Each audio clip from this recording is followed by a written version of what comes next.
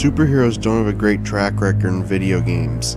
Most end up being nothing more than a quick cash-in. So when an unproven studio stands up and decides to make a superhero game, everyone is right to be wary. Rocksteady aims to take the bat out in Batman Arkham Asylum. Can they trump the curse on licensed material, or is the bat doomed to fail at the hands of the Joker?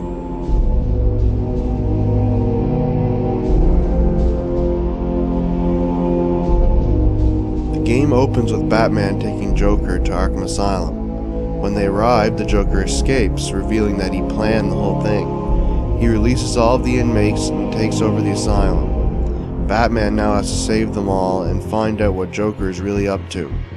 If you are a Batman fan, you will really enjoy what's here. It's interesting and takes different sources from the source material to make something new and excellent.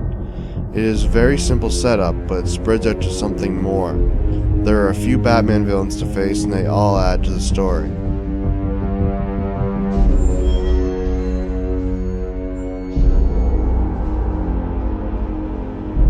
Gameplay is where the game is really interesting. You explore Arkham Island in a Metroid style, only being able to enter and explore certain areas when you have certain abilities.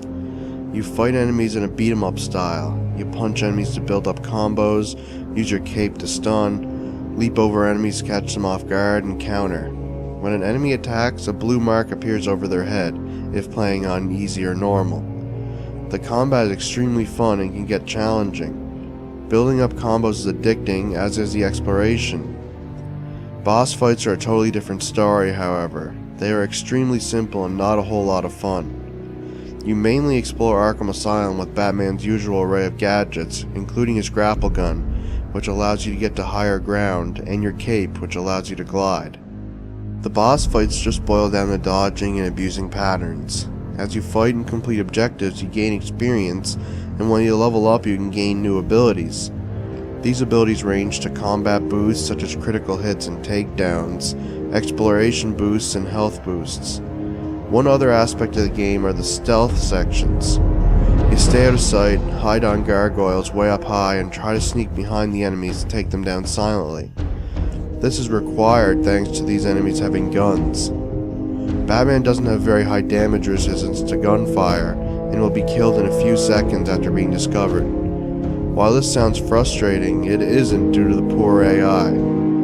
The fact that the AI doesn't even bother to look up where they could clearly see you, and if they do look up they still don't see you, can really pull you out of the game. There are also a lot of collectibles scattered throughout the island set up by the Riddler. He set up trophies, riddles, and other challenges for you to complete at your leisure. These make the exploration even more entertaining. In short, this is how you do a superhero justice.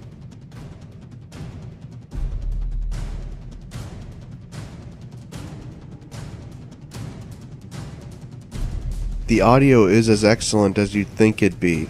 Kevin Conroy, Batman's voice from the animated show, is back to voice the Dark Knight, and Mark Hamill is back to voice the Joker. Everyone else sounds great as well, and the soundtrack is dark and fantastic. The sound effects are also good. You will not forget Joker's time in the spotlight.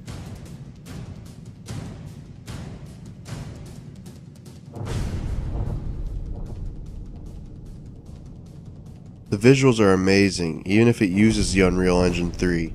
The character models look fantastic, none so much as Batman, Joker, and Harley, but they all look great. The environments are dark, grimy, and detailed.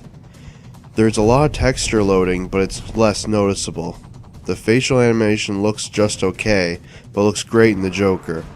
A lot of time was put into the Joker, and you can hardly wonder why.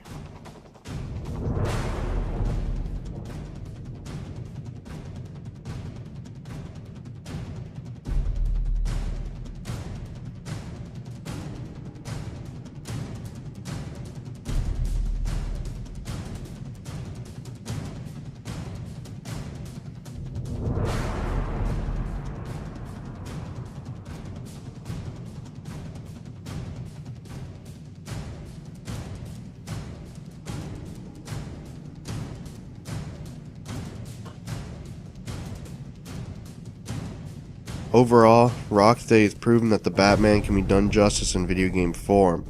The combat, the exploration, the story, the voice work, the Joker, all extremely well done.